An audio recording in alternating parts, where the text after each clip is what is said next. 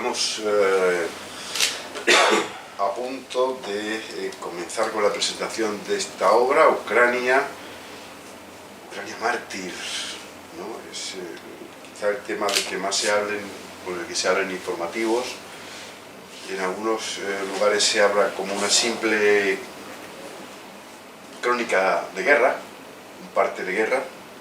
Ucrania han tomado Gerson, lo toman, los de Rusia se retiran hacia el río, los países aliados le han dado esto o lo otro a Ucrania, y los iraquíes, iraníes le han dado no sé cuántos drones, y en otros lugares sí se hace algo más de mención al lado humano de esta guerra de mártires que menciona Carlos Bachito, y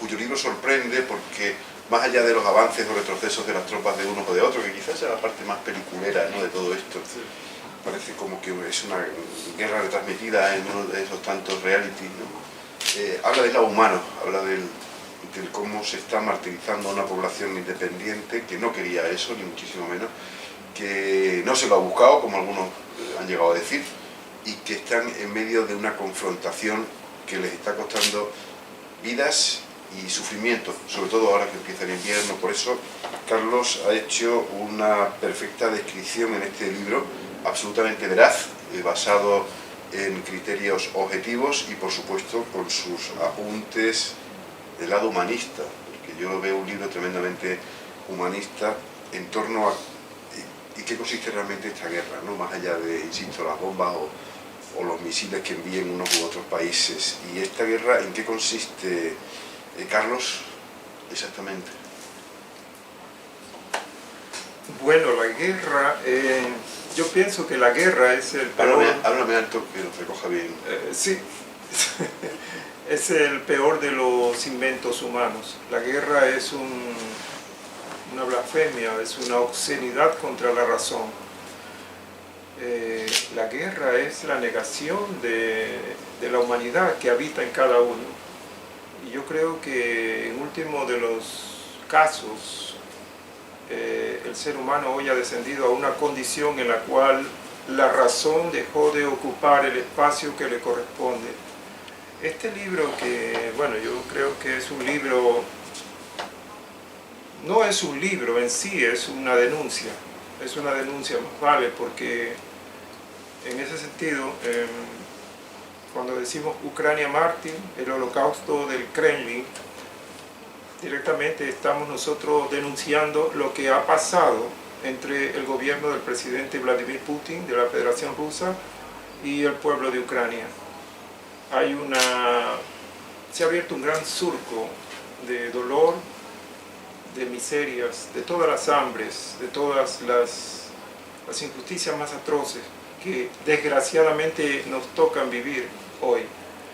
El libro en sí nos lleva a una profunda reflexión acerca del gran desafío en que ha entrado la humanidad.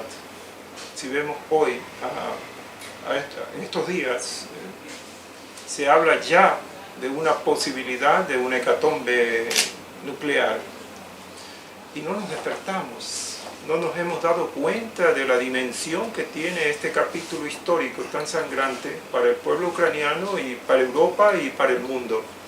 Porque si bien es cierto, las batallas y los flagelos se están dando en el territorio interior de la Ucrania mártir, están afectando también al resto de la humanidad.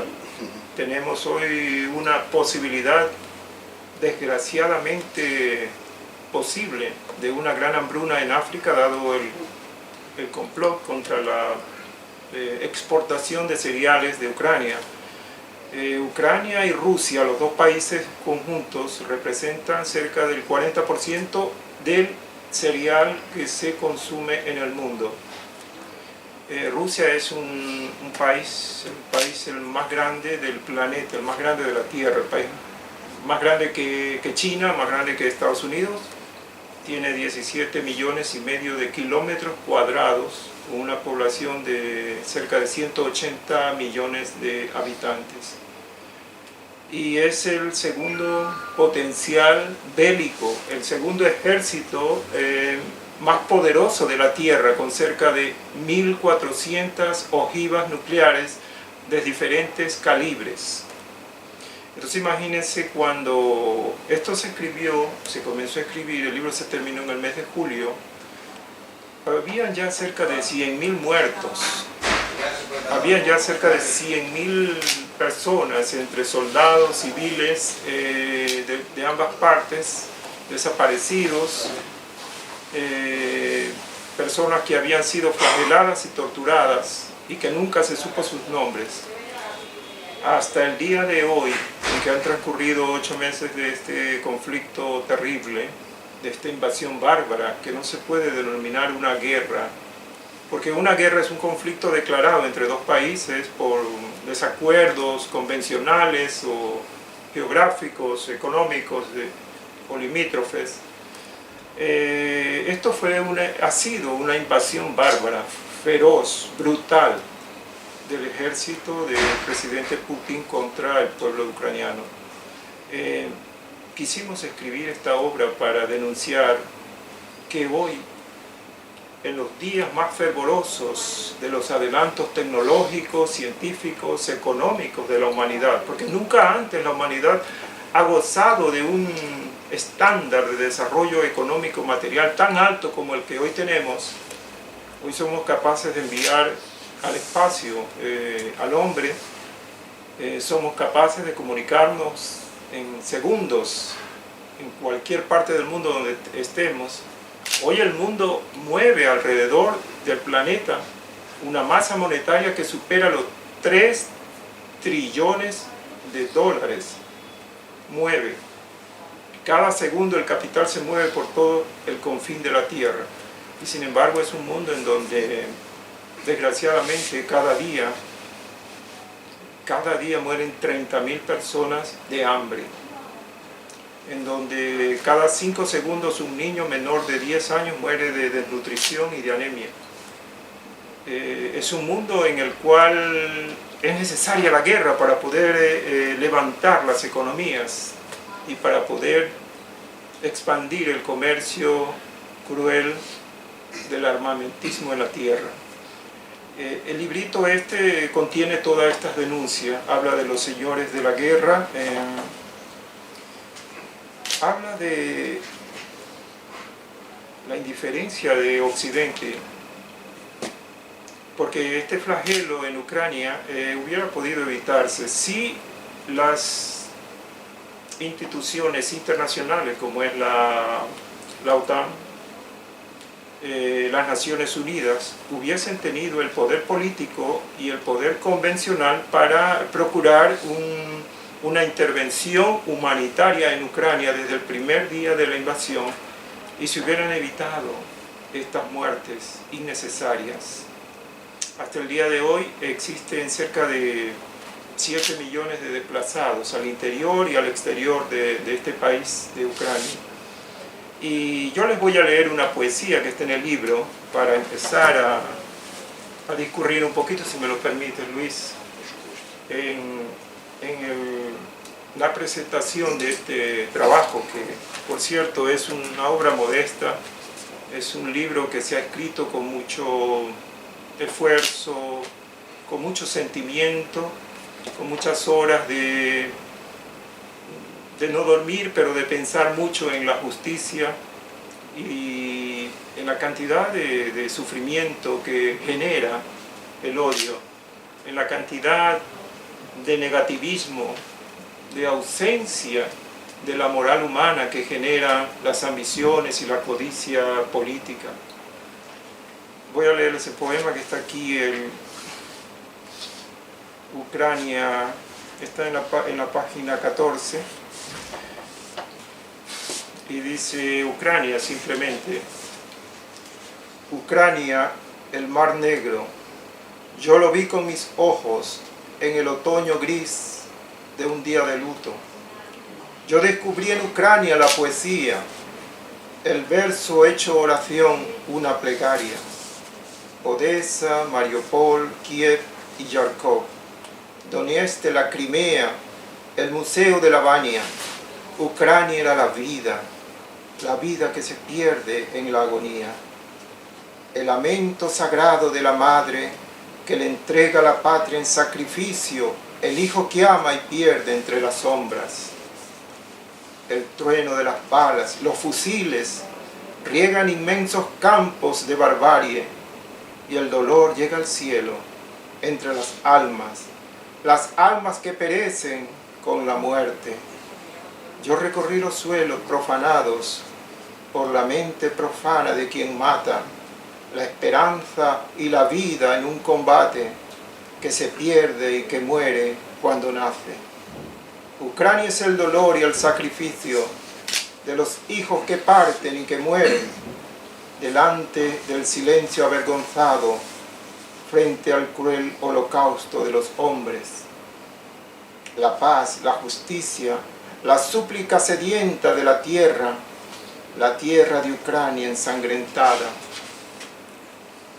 Que callen los fusiles y cañones, es el grito que nace en el alba. Que cese la barbarie entre los hombres, que se vista de luz la esperanza de Ucrania. Así comenzó el libro, con una poesía. Y claro, en el transcurso de los días y de las discusiones y de la búsqueda de información, nos encontramos con diferentes circunstancias y eventos, como es el caso del testimonio de las mujeres ucranianas, muchas de ellas madres, otras profesionales, médicos, trabajadoras, obreras, que decidieron defender a su pueblo, que decidieron quedarse en Ucrania al lado de los hombres para entender el sufrimiento y hacerlo parte de su propio sacrificio. Y hasta hoy, Ucrania no desaparece gracias al esfuerzo también de las mujeres. Yo quiero rendirle un homenaje a las mujeres aquí en este libro. Bueno, de hecho lo hemos puesto en una de las partes. Quisiera leer también una página de esta reflexión acerca del rol de las mujeres en el conflicto que desgraciadamente tenemos que decirlo o ponerlo en un espacio literario como una denuncia.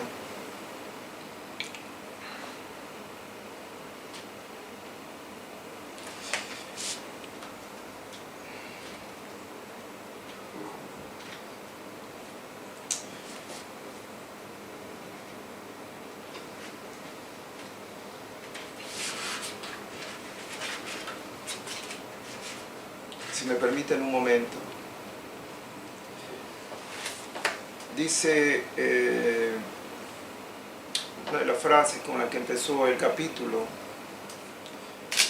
aún quedan páginas por escribirse, aún quedan lágrimas que deberán derramarse en el epitafio de la muerte, pero la muerte no podrá levantar su adarga en señal de victoria si solo una mujer decidida y valiente se interpone resuelta entre la barbarie y la justicia.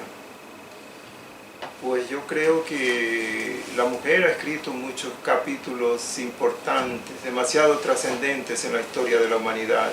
Desconocer el papel, el rol de la mujer verdaderamente es una injusticia sacra, es una injusticia no solamente en contra de la sociedad, sino en contra mismo, una blasfemia contra Dios, nuestro Creador. Es un acto que no merece ser aceptado. La mujer tiene un rol demasiado trascendente e importante en el tiempo actual y en todos los tiempos. De todas maneras, Carlos, bueno, aprovecho para decir que cualquiera, como yo hago en este momento, puede interrumpir a Carlos para pensar lo que quiera, y mucho más cuando estamos en buena armonía y en buena sintonía, yo creo que estamos todos en sintonía con esta obra, ¿no? Yo sí te quisiera preguntar, Carlos, porque sí he leído en tu libro que haces frecuentes alusiones a la crisis de Occidente y a la responsabilidad de Occidente, ¿no? Es una cosa a la que los occidentales estamos muy cansados de oír, ¿no? Es decir, que Occidente no hizo en Sarajevo, Occidente no hizo en Siria, Occidente no hizo en Ucrania. Sin embargo, solamente Alemania acogió a 1 millón de sirios en la crisis siria. Cuando los países árabes, por ejemplo, no acogieron a ni uno solo, ¿no? Fue algo terrible. Los países colindantes no acogieron ni uno solo, y si lo hizo Turquía, lo hizo porque Europa les paga la estancia y le paga los campos, no porque Turquía lo quisiera. Lampedusa es una isla llena de sirios y de africanos. En el caso de Sarajevo, las Naciones Unidas, sobre todo los españoles, franceses e italianos, estuvieron presentes continuamente y murieron muchos de ellos. Y a pesar de ello se le recriminó a Europa. Y en Ucrania recuerdo que los primeros lanzagranadas y lanzacohetes C-90 fabricados en Zaragoza, que derribaron los primeros tanques rusos, eran españoles. Y además de los M190 que se han mandado recientemente, los TOAS que han mandado 20 y los carros de combate que acaba de mandar Polonia por cantidad de 60, Estados Unidos ha mandado los AWACS y los M190 y 38.000 millones de euros en ayuda, más los 13.000 millones de euros de Europa.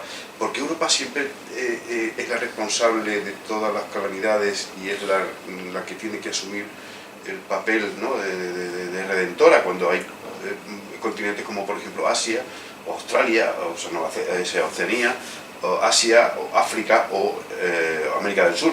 Estados Unidos siempre está presente, que no aportan nada. Es decir, porque Europa siempre se le recrimina que no hace nada, cuando en realidad está demostrado que es la que más inmigrantes acoge, que es la que más dinero aporta, que es la que más armamento ha llevado, y que es la que, pues, España ha mandado un avión de abrigos hace una semana y de material y de generadores eléctricos para que no pasen frío los ucranianos, ¿no? Y sin embargo, ¿por qué?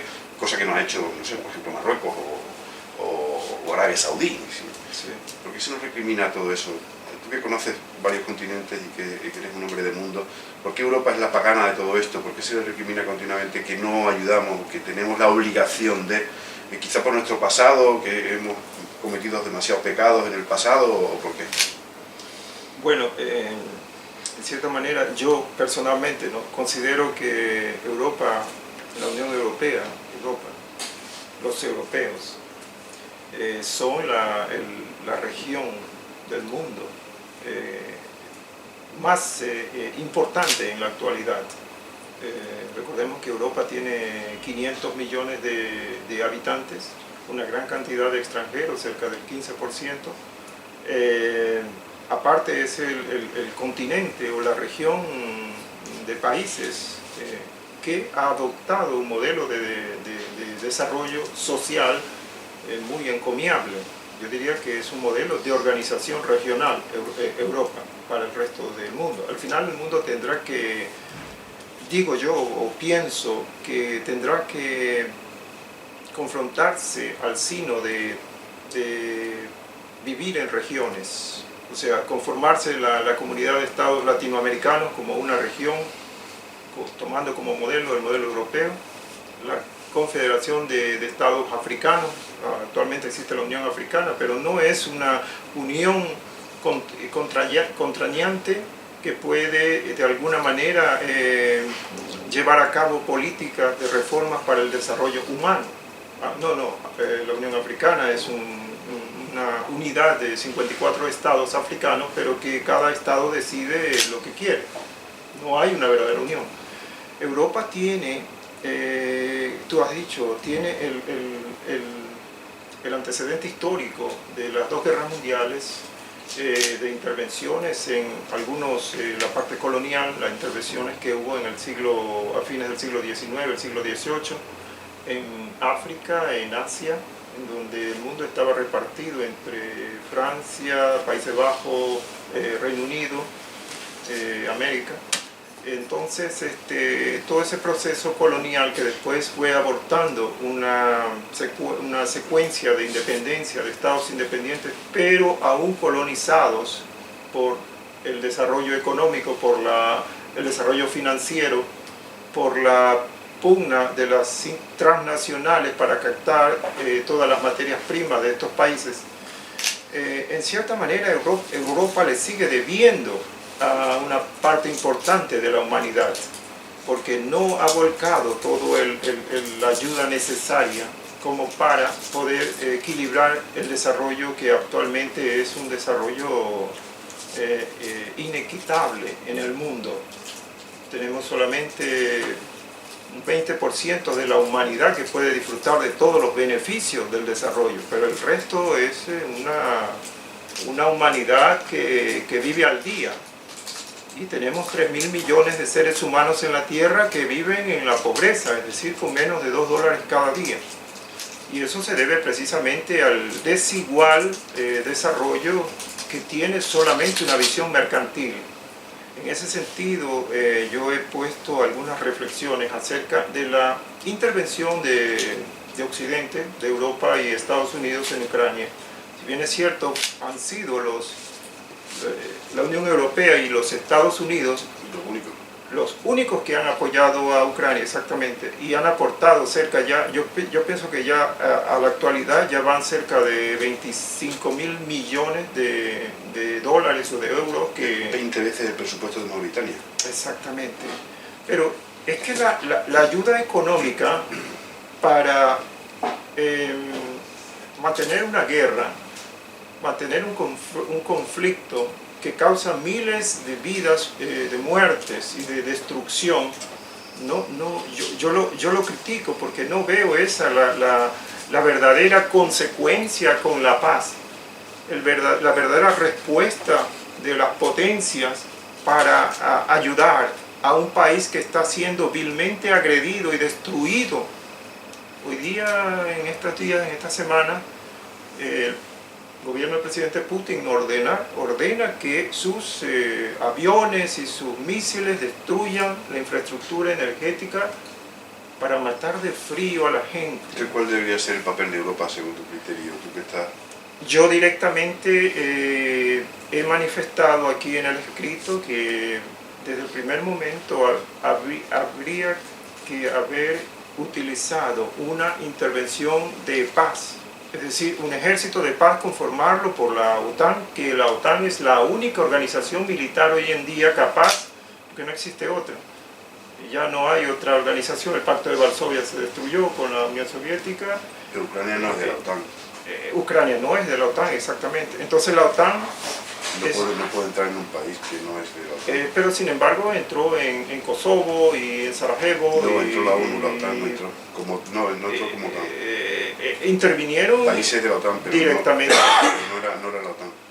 Pero en todo caso, yo creo que la OTAN debe en este momento convertirse en el principal gestor militar del mundo para preservar la paz, porque no hay otra organización. Ahora, desgraciadamente las instituciones internacionales como Naciones Unidas, como la misma Unión Europea, como la Corte Internacional de Justicia, no tienen el poder político, o sea, no tienen la suficiente capacidad política para detener, para juzgar, para castigar estos crímenes, estas situaciones que se presentan en el mundo. Pero una vez que empieza la guerra, ¿cuál debería ser ahora? ¿Qué alternativas habría? Porque a nadie, yo creo que Europa tampoco está interesada en una guerra, porque nos está costando muchísimo dinero y sacrificios también.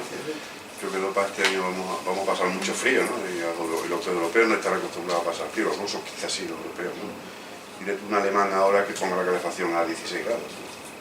Sí. Una vez que ya estamos en la guerra, ¿cuál sería nuestro papel? Ya que la guerra ha empezado, ya que todo esto está sucediendo, ya que hay una crisis energética, económica y, como tú muy bien mencionabas antes, cerealística, ¿no? Que es la base de la alimentación de muchos países. ¿Cuál debería ser ahora ese papel, ¿no? Bueno, el rol fundamental, o lo que yo, a mi juicio, deberíamos hacer, es recuperar la fuerza de las instituciones internacionales. No se puede mantener, en el mundo existen 5 países que son los garantes de la paz, que son parte del Consejo Permanente de Seguridad de la ONU, de las Naciones Unidas. Y esos 5 países son los 5 países los mayores productores de armas en el mundo y los mayores vendedores de armas en el mundo, que son los Estados Unidos, Francia, Reino Unido, China y Rusia. Los 5 mayores productores de armas en el mundo son los que guardan la paz del mundo. ¡Qué contradicción tan grande! O sea, ellos fabrican las armas para la guerra, ellos cocinan las guerras, ellos preparan las guerras y al mismo tiempo son árbitros de la paz. Entonces todos esos vacíos, Rusia a la hora actual debería haber sido expulsada de ese Consejo Permanente de Seguridad de la ONU. Tiene derecho a veto. Tiene derecho a veto. Y el veto, junto con China, los dos aliados, ha destruido millones de vidas. Recordemos en Siria cuando se trató de alguna manera de desarmar, evitando que se venda armas al ejército de Bashar al-Assad, se opusieron China y Estados Unidos y asesinaron en Siria más de 200.000 personas, una gran cantidad de niños, una gran cantidad de personas indefensas, inocentes. En Yemen, el derecho a veto de China y de la Rusia, de Putin, ha conseguido construir los más grandes holocaustos que la historia moderna puede recordar. Y todo eso lo ponemos aquí en este libro. Por eso creo que es una denuncia necesaria. Yo pienso que debería de leerse, porque es importante tener presente que vivimos en la actualidad en un nuevo orden, en el orden totalitario que se crea a partir del poder de las armas y del chantaje energético. No es posible que 4 o 5 potencias, como el caso de China, Irán, Rusia, Corea del Norte, Turquía, de alguna manera, países totalitarios en donde gobierna la voluntad absoluta de un hombre, y otros tantos países en América Latina y una corte de países africanos que se unen a esta nueva ideología y alianza, conviertan al mundo en un peligro dirimente en el cual en cualquier instante puede estallar un conflicto que va a matar.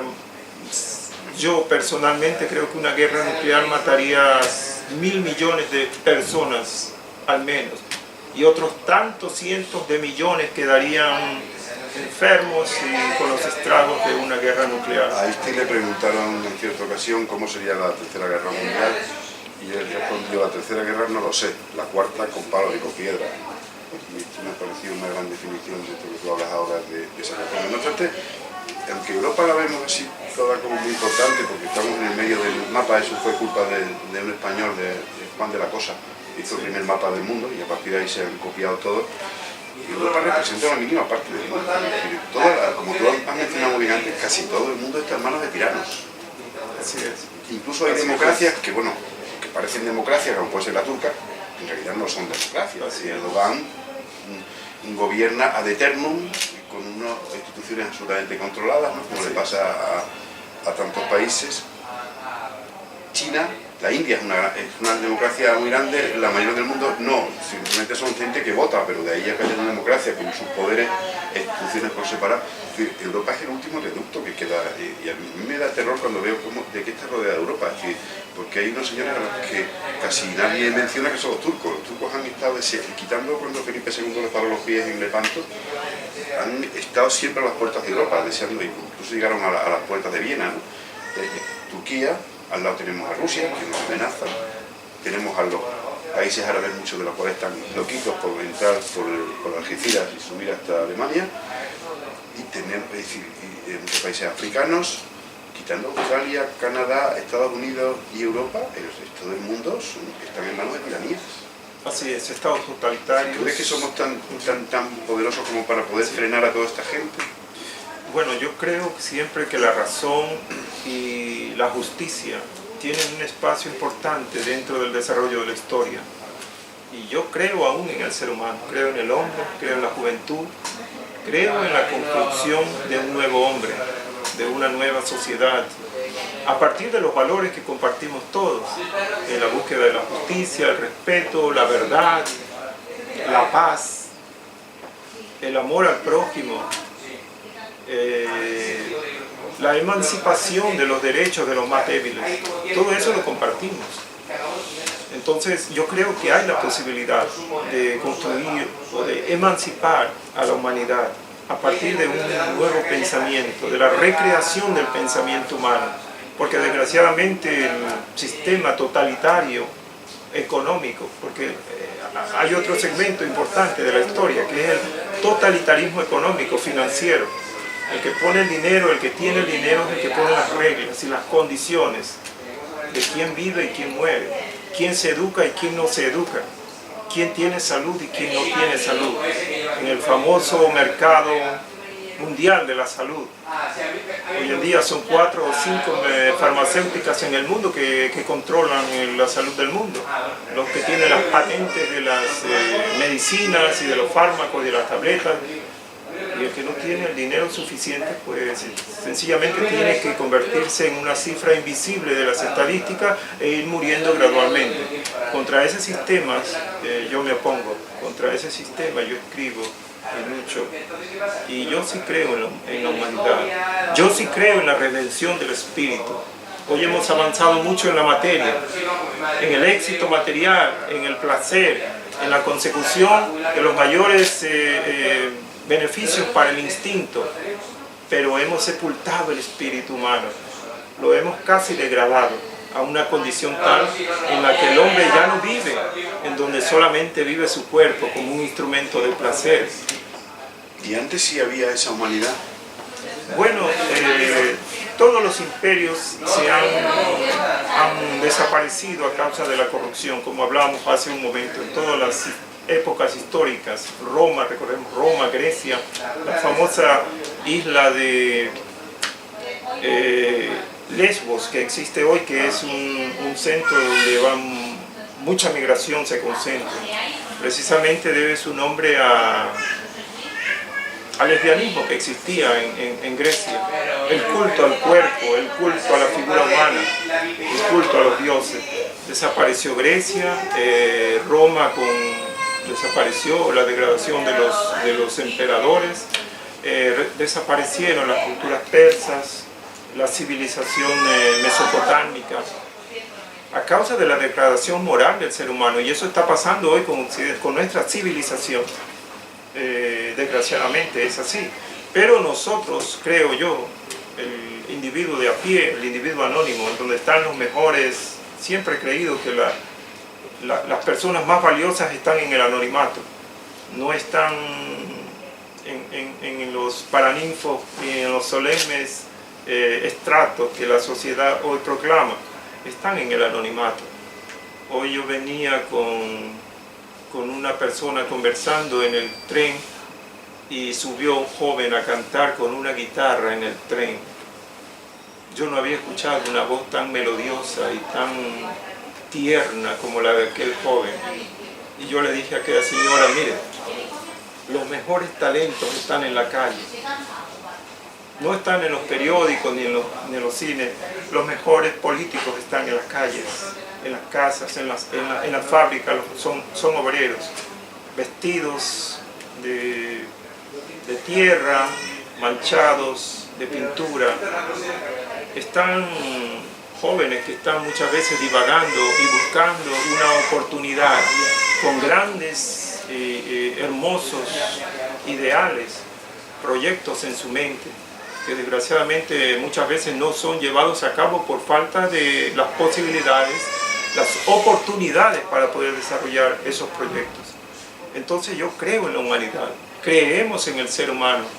El ser humano tiene que despertarse, tenemos que despertarse, y para ello los poetas, los escritores o los cantantes o el arte juega y jugará un rol importante, creo yo. En medio de todo eso hay una esperanza. Tú vives en un país curioso, Suiza, Sí. porque es un país que siempre ha sido neutral, Sí, un país donde nace además la Cruz Roja, sí. para cuidar a los heridos de la Primera Guerra Mundial. Sin embargo, es uno de los mayores fabricantes de armas del mundo, los suizos. ¿Cómo se convive con ese oxímoron, con esa paradoja? Sí. ¿Cómo convive el suizo? Si yo soy muy neutral, yo le vendo armas a todo el que se pone por delante, ¿no? Esto es una cosa... Mira, la neutralidad es una forma de complicidad con el mal, porque cuando yo me pongo neutral entre el bien y el mal, me pongo en medio y digo, bueno, yo no hago nada, yo miro a otro lado, como en el caso de la guerra de Ucrania. El 24 de febrero de este año, el presidente Putin, en medio de las súplicas del secretario general de las Naciones Unidas, Antonio Guterres, quien le pidió en nombre de la humanidad detener la invasión, porque él sabía que iban a destruir a este país, que si no intervenía la ayuda internacional, posiblemente Ucrania hoy desaparecía, era uno más de los espacios adheridos o anexados a la Confederación Rusa a través de un referéndum.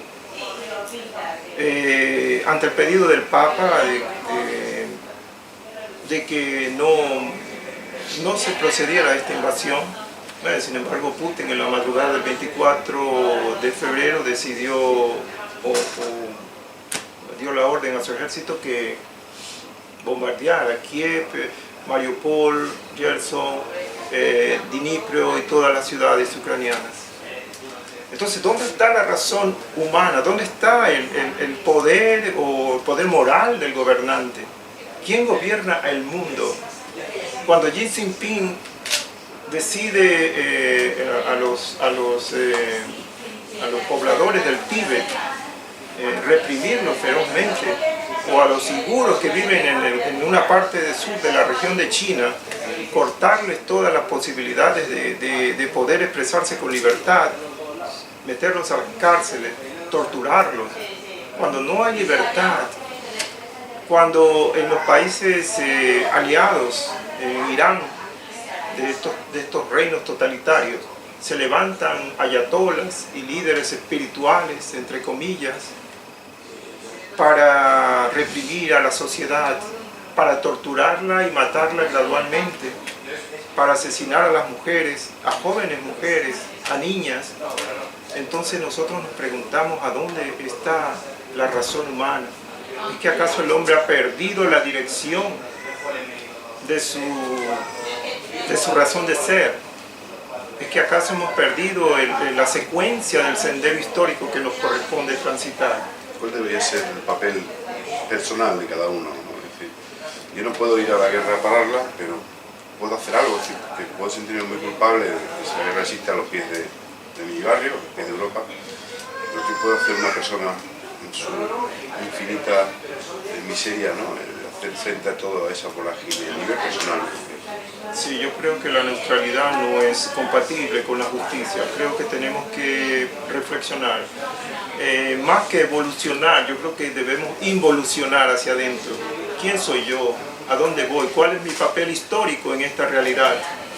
¿Qué estoy haciendo por construir un pequeño trocito de justicia, de paz, de verdad, de equidad en medio nuestro? ¿Qué estoy haciendo? Yo creo que la reflexión va para cada uno y el esfuerzo es común. Yo creo en la comunidad, yo creo en el esfuerzo común de todos, para todos. Yo creo en el trabajo solidario de unos por otros. No creo en la explotación del hombre por el hombre. No creo en la búsqueda de mayores beneficios y en la economía cuantitativa que solamente derrama todos sus esfuerzos para llenar los balances de las grandes empresas y postrar a los obreros en las condiciones más ínfimas en las que un ser humano se puede vivir. Imagínense en países como en Bangladesh, niñas de 12, 13 años, de 9 años trabajan en las textilerías cerca de 10, 12 horas diarias por $1.50 diario, con un salario de entre 60 y 70 dólares mensuales. Dejan su vida gradualmente cada día.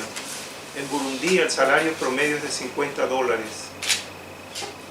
En países como el Chad, en África Austral, el salario no pasa de los 40 dólares y la esperanza de vida no pasa de los 45 años en las personas. Y los niños no alcanzan a desarrollar sus capacidades y a jugar y a crecer y a desarrollar su infancia porque vivimos en un sistema que es enemigo del hombre, que lo asesina cada día en silencio. Contra eso hay una respuesta, y la respuesta es la búsqueda de la justicia, de la paz, de la verdad. Alguien dijo algún momento: yo soy el camino, la verdad y la vida.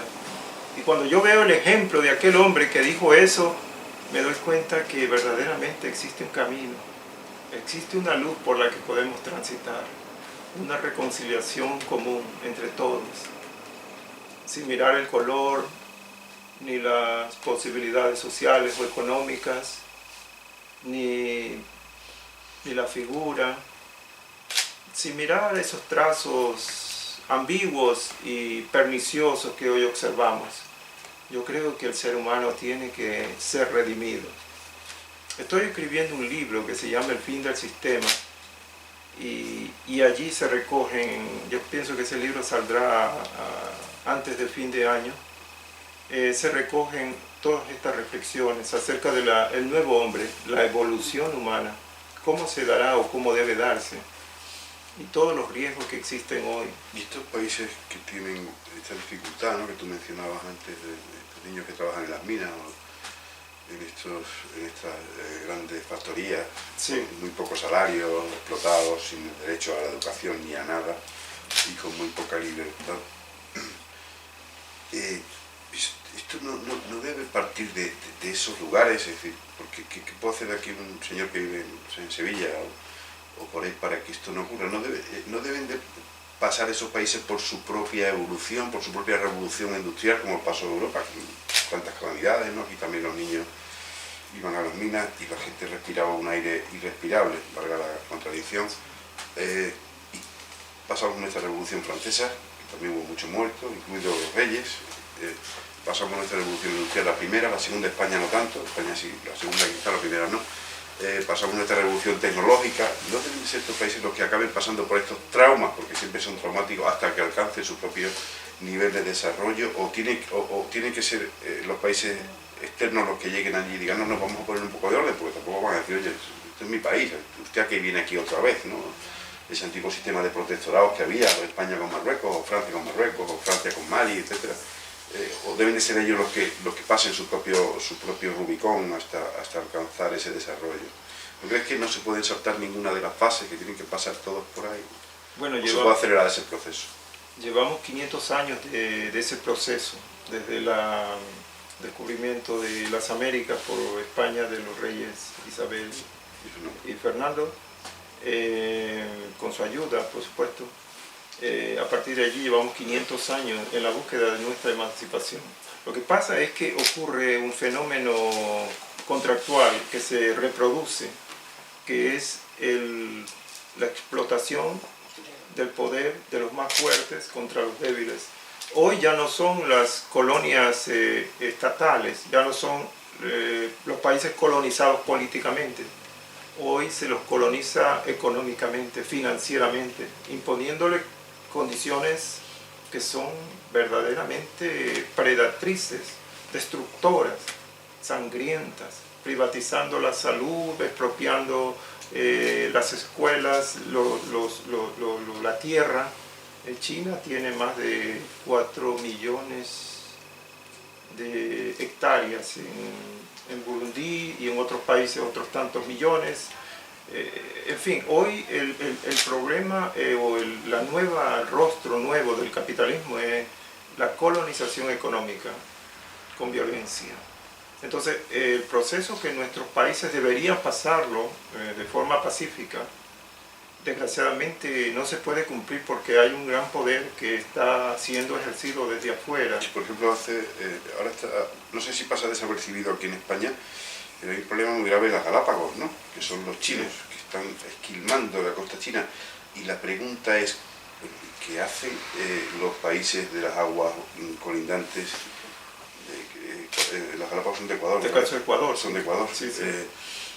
¿Qué hace Ecuador para...? No sé, los chinos vienen a Algeciras y yo creo que España no permitiría que pescaran en la costa de Algeciras. ¿Y qué hace el gobierno o el pueblo de Ecuador para que no, o los pescadores de Ecuador para que no esquilmen sus costas. Es una cosa a mí me resulta sorprendente. Ayer leía que incluso había un barco norteamericano defendiendo aquello ante los chinos y no había barcos de otros países sudamericanos. Y me resultó sorprendente que estuvieran aquí los Estados Unidos a reparar a enfrentarse a los chinos, ¿no? Allí, en lugar de ser estos países. Me resultó absolutamente paradójico. ¿Por qué ocurre todo esto? ¿Por qué esos propios países no se enfrentan a su destino?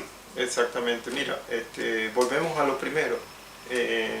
Ecuador tiene un compromiso comercial petrolero con China me parece que son para 30 años. O sea, le ha vendido petróleo por adelantado para 30 años. Y dentro de las cláusulas de esos contratos se establece pues que la China tiene prioridad comercial sobre ciertos sectores estratégicos del país. Entonces, por una parte, el país es soberano, entre comillas. Ecuador, Latinoamérica, Colombia, Venezuela son soberanos, pero por otro lado son dependientes económicamente. Si Ecuador decide protestar contra esas invasiones acuáticas o marítimas para esquilmar sus recursos ictiológicos, el contrato de compra de petróleo se frena y el país dejaría de recibir X cantidades de millones de dólares para su desarrollo. Entonces, por una parte hay una presión y por otra parte hay un abuso. Por una parte se extiende la mano y por otra parte se extrae. Es el condicionamiento de todos los países sin desarrollo en el mundo. Todos los países que desgraciadamente producen materias primas y que no tienen otra cosa que vender esas materias primas o invitar a alguien que las venga a sacar para que le den... Sí, identifico una cosa peor que tener materias primas. Hay un libro que se llama La maldición del petróleo. Sí. O sea, tener petróleo se convirtió en una maldición, en un signo trágico para África, para Ecuador, para México, para Venezuela. El petróleo ha sido el peor, yo no sé si en una de las frases está por allí escrito, ha sido uno de los peores descubrimientos del hombre, el petróleo. El petróleo ha generado las peores catástrofes, las guerras más sangrientas, los holocaustos más degradantes, la muerte de inocentes, de millones, el petróleo. Y claro, nosotros nos vestimos con prendas que son hechas con petróleo. Y la economía mundial actualmente necesita 110 o 120 millones de barriles diarios de petróleo. Pero el petróleo está por acabarse. Y cuando el petróleo se acabe, seguramente el nuevo hombre empezará a despertar. Yo tengo la esperanza. Espero que tú también la puedas compartir y que podamos construir de alguna manera desde todos los espacios esa utopía a la que nosotros llamamos el nuevo hombre, la nueva sociedad. Yo soy de naturaleza bastante escéptica, ¿no?, en cuanto a todo. Aunque comparto contigo muchos de tus acertos, ¿no? Es decir, hemos olvidado una cosa que ha presidido siempre la historia de la época buena de la historia, que es la humanidad, ¿no? Es decir, los griegos tenían muchos defectos, pero eran muy humanistas, ¿no? Yo soy bastante escéptico en cuanto a esto y sí creo que debe ser, es decir, yo me puedo responsabilizar mucho de lo que pase, no sé, aquí en Alcorcón o por aquí cerca, pero yo tengo un tío que es misionero en Bolivia. Sí. Y yo le pregunté una vez a Carlos, le pregunté, oye tío, ¿yo qué puedo hacer, no, por un país que lo pase mal, ¿no? o que esté su gente sufriendo, como puede ser, no sé, Mali, tú lo mencionó antes, o Yemen del Sur o del Norte, y me dijo, tú no te preocupes de ningún país, tú preocúpate del bloque de al lado, de tu vecino de al lado, del que está cerca, ¿no? Porque tú difícilmente vas a llegar a tal, para eso tendrías que desplazarte y vivir tu vida como él hace en Brasil o en Bolivia o donde quiera que le toque a cada uno, ¿no? Porque se pueden hacer misiones en todos los países del mundo, yo creo.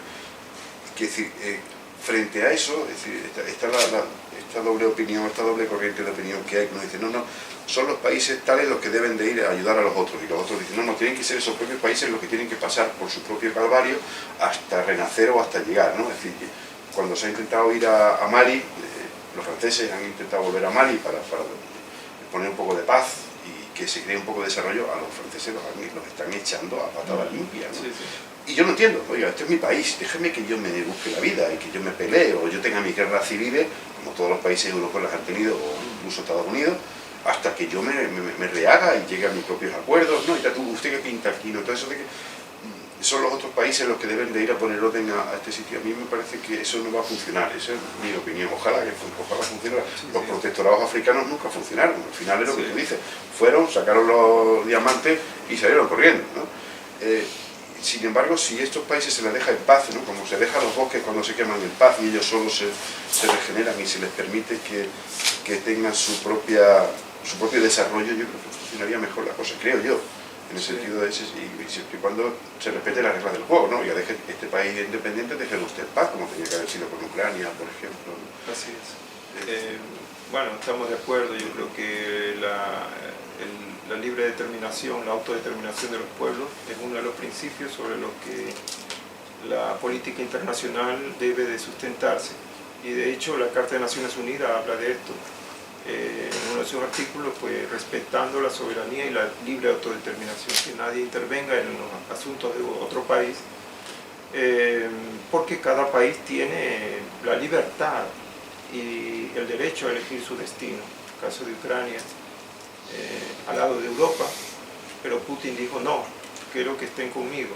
Y como el pueblo ucraniano dijo que no, pues lo bombardeó y todo lo que sabemos. Yo sí puedo decir que últimamente que hay una epidemia de ucraniólogos en este país que aparecen en tertulias de radio y aparecen en prensa y tal, que no conozco ningún escrito tan veraz, tan complejo, tan completo y a la vez que hace 5 preguntas, que responde a 5 preguntas, plantea otras 10 preguntas para que uno mismo se pregunte. No he visto jamás un tratado, un ensayo tan lleno de datos, tan complejo y tan valiente como este de Ucrania Mártir, que me ha sorprendido, sobre todo por tu forma de escribir, tan potente, tan humanista, como tú te defines, obrero del pensamiento, y tan comprometida, ¿no? A nivel social, como este libro que, ya digo, responde a bastantes de las preguntas que yo tenía sobre el conflicto ucraniano y me deja todavía más, ¿no? Para que yo mismo me pregunte, me preocupe, o como decía antes Carlos, me ocupe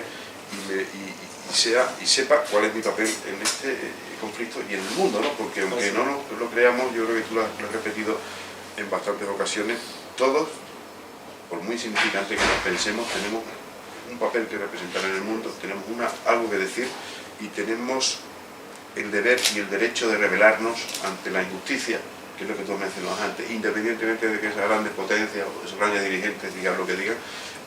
Yo soy un obrero de las letras, como tú, o el obrero de la construcción, o el que sea, tiene la obligación de tomar partido, de no quedarnos en esa cosa que defienden mucho, que es la neutralidad, que tú has criticado con todo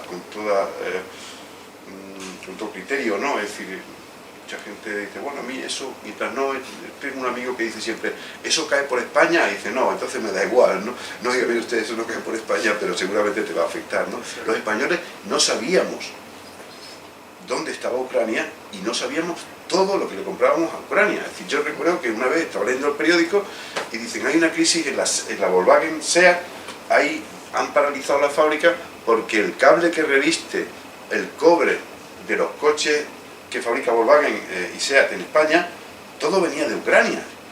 Y es alucinante, es decir, un país que yo pensaba que, bueno, Franco ya le compraba el trigo, porque tiene mucho trigo. Y luego no sé qué otro material hay que también depende de los coches de ellos, como España fabrica coches y demás, y los helicópteros de la base de Albacete se quedaron un día parados, creo que porque faltaban no sé qué piezas que se fabricaban en Ucrania. Y digo, coño, estos tíos no fabrican todo en el mundo. ¿Por qué? Porque mientras a mí no me afecte, a mí no me preocupa ni Ucrania, ni Yemen del Sur, ni el litio que se está produciendo en Bolivia, o el coltán que se saca de Sudáfrica. A mí me da igual, a mí que me den ya el coche fabricado. Ahora, cuando te falta el coltán, dices tú, coño, ahora me están jodiendo a mí todo esto, cuando falta el trigo y cuando el aceite de oliva multiplica por 2 su valor, o el aceite de girasol, que viene todo. La gente se pensaba que en España se fabricaba, se producía girasol. En España no se produce girasol, se produce en Ucrania también, ¿no? Claro. La colza y no sé cuántos cultivos más. Entonces es alucinante, Sí. ese no preocuparme. A mí me importa nada si esto se pasa por allí, hasta que dices, ostras, es que yo también dependo de lo que pasa por allí, ¿no? Exactamente, sí. Una Esa reflexión. estúpida neutralidad de, mientras no pase en Alcorcón, a mí lo que pase en Alcorcón me la trae, como decimos aquí los castizos, me la trae floja. Hasta que un día dices, no, lo que pasa en Ucrania a ti te va a afectar también. Y si este año vas a pasar más frío y los alemanes no sabemos con qué van a dormir, pues también depende de Ucrania, ese conflicto que, como tú decías antes, se podía haber evitado. Y todo el mundo decía, que viene el lobo, ¿no? Que viene el lobo, cuidado que viene el lobo. Decía, bueno, mientras no venga y tal, y un día vino el lobo, y entonces ni se imaginaban los alemanes, ni los franceses, ni los italianos, que nos íbamos a quedar sin gas, o que nos quedábamos sin el petróleo de Rusia, o que nos quedábamos sin girasol, o sin nada de nada, por no pensar que un día nos pasaba esto, ¿no? Por quedarnos sin instituciones que pensaran que se antepusieran a eso. Cuando ya llega la guerra, como tú has mencionado antes, ya llega la catástrofe, ahí ya hay poco que hacer. Espera, ¿qué pasará? Te quiero hacer una pregunta que a mí me preocupa muchísimo. ¿Qué pasaría si ahora vamos a hacer una ucronía, ¿no? Antes has hablado tú de las utopías, vamos a hacer una ucronía que es todavía peor. ¿Qué pasa si Rusia pierde la guerra? Ahora estamos hablando de que si los rusos se retrancan hasta la orilla del río, no me acuerdo del nombre, pues nombre impronunciable. Dnipro. Los ucranianos podían tomar incluso Crimea. ¿Qué pasa si Putin pierde la guerra? ¿Tú crees que puede ocurrir? Tú que estás también informado. Sí, muchas gracias. Yo te contesto enseguida. Si alguien tiene una pregunta, por favor, puede hacerla. Enseguida contesto lo que me dice Luis. Sí, por Dios, cada uno que pregunte. Sí, hasta ahora el público no ha... Os aseguro que está muy bien informado, o sea, que no se va a quedar callado.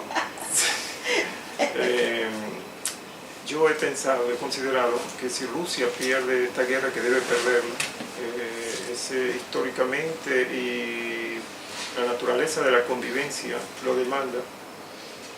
Si Rusia pierde esta guerra, definitivamente el mundo va a recuperar, sobre todo Europa, va a recuperar un espacio de respetabilidad y de dirección política, económica, internacional, que le permita a Europa expandir esa concepción de valores occidentales a los países que recién se están emancipando, los países más del sur, los países más pobres, vamos a decirlo así. El mundo ganaría mucho, porque el totalitarismo quedaría destruido, bueno, en parte, porque tenemos China y Irán, tenemos Corea, tenemos Turquía, la India también, pero sin embargo se daría un golpe muy fuerte al totalitarismo que se ha creado ya como una muralla en contra de Occidente. El mundo ganaría, Occidente, Europa, una Europa con Ucrania como parte de la Unión Europea y como Ucrania como parte de la OTAN, sería un freno definitivo para la expansión y el delirio de Vladimir Putin, de reconstruir la Unión Soviética. Sería un golpe muy fuerte y quizás el término de la era de Putin. Y ya haciendo el futurólogo, ¿y le podría dar a este por darle al botón colorado? Bueno, no le faltan ganas. Incluso hay asesores dentro de Rusia que están maquinando la manera parsimoniosa de utilizar armas de menos densidad, no totales, pero porque tienen de varios calibres, armas nucleares. Sí, tiene un buen Exactamente. muestrario. Y eso generaría un conflicto mayor, indudablemente. Estados Unidos está estudiando todas las ¿Tú crees que se atreverá a eso? ¿Que llegará a eso? Es posible. Putin tiene una paranoia en su interior. Putin no es una persona normal, porque sentarse a 7 u 8 metros de distancia en una gran mesa ovalada con sus consejeros y sin quererles dar la mano. Esa mesa se fabricó en Alicante, una fábrica de Alicante, me hizo la mesa. Imagínate, es deudor de España, Putin. Sí, sí, le debe la mesa a eso. Sí, sí, sí, es que salió en la Entonces, tele y lo explicaba el fabricante, que le dijo la exactamente. mesa, que se quedó sorprendido por el tamaño de la mesa. Imagínate, entonces un hombre que toma esa postura, que nunca sonríe, que es un alma triste, cualquier cosa puede pasar. Y otra cosa que a mí me inquieta, las encuestas hablan de que ahora quizá menos, porque ya una vez que moviliza la población se ve afectada, casi el 63% de los rusos apoyaba la invasión. Sí, Y pensamos que los rusos van por otro lado y que Putin es el malo, pero parece que había un apoyo social muy importante, sí, hasta que movilizó a la gente. Entonces ya le tocó y, oye, aquí ya no me gusta tanto. Pero cuando no tocó a nadie, el 63% de la gente decía que sí, que para adelante. Y había un 10% y pico que no contestaba, con lo cual la inmensa mayoría estaba de acuerdo con Putin. sí. En una guerra, recordemos que en una guerra, la primera víctima, la primera asesinada, porque tiene forma de mujer, es la verdad. La primera víctima de la guerra es la verdad. Y Putin es un maestro en asesinar la verdad. En Rusia se asesinó la verdad y todo el mundo creyó que verdaderamente Rusia estaba con los cañones de la OTAN frente a sus fronteras, y cuando se mata la verdad se pueden conseguir resultados sorprendentes. Criminales, sangrientos, feroces, impunes, cuando se asesina la verdad. Por eso la verdad es un valor que nosotros tenemos que rescatarlo, porque es la verdad lo que nos permitirá construir el nuevo orden. Es la justicia, que es una hija de la verdad. Y no es cierto que lo dicen algunos de otro pie, que Europa le ha tocado las pelotas bastante a los rusos en Ucrania. En el sentido que quiso que pertenecieran a la Unión Europea, les dio facilidades para... Mire, en este libro hay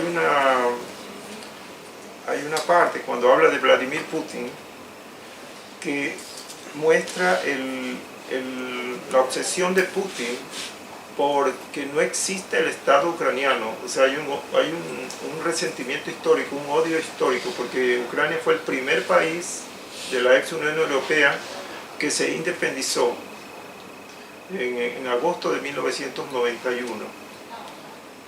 A los 6 días se disolvió la Unión Europea. Ucrania fue el primer país. Entonces hay un odio histórico. La URSS, te refieres a la URSS, incluyó la URSS. La URSS, exactamente. Unión de Repúblicas Socialistas Soviéticas, perdón. Entonces hay un ostracismo muy fuerte.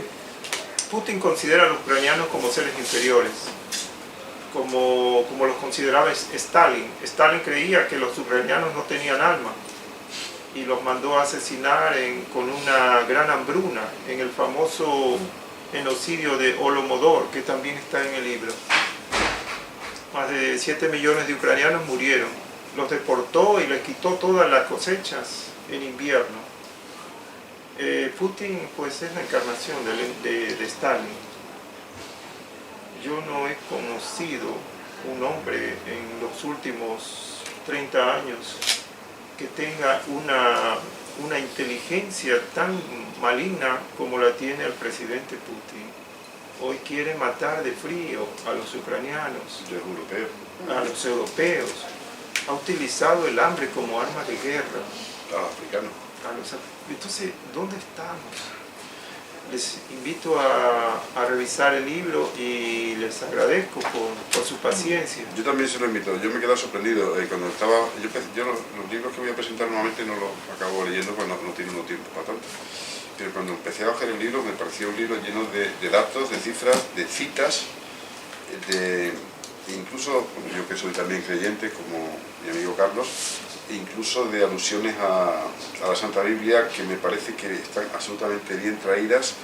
Y quiero decirte que te agradezco muchísimo porque he aprendido un montón de esta obra, en cuyo 90% estoy absolutamente conforme contigo, y ojalá, porque si mucha gente leyera libros así, se volverían tan valientes como tú lo has sido al escribirlo, y se volverían tan activos para con la paz, como deberíamos serlo todos, como lo ha sido el Papa, como lo han sido muchos políticos y como lo ha sido mucha gente que ha ido corriendo para Ucrania a traerse gente o a apoyar o ayudar o hacer cosas cuando nadie se lo había pedido. Gracias por esta obra, Ucrania Mártir, una obra que tú describías de sencilla, pero que yo tengo que decirte que es una obra grande, es una obra inmensa que puede aportar mucho más que cualquier ensayo sesudo realizado por uno de estos personajes que todos sabemos que lo único que tienen son intereses de carácter político, porque tú en este libro manifiestas una asepsia absoluta y un deseo únicamente de transmitir el bien a través de unas palabras que por otra parte están absolutamente bien escritas. Muchas gracias, Carlos. Gracias, Luis, por tus palabras y por presentar este modesto trabajo. Eso me fortalece, me da mucho más entusiasmo y estímulo para seguir adelante.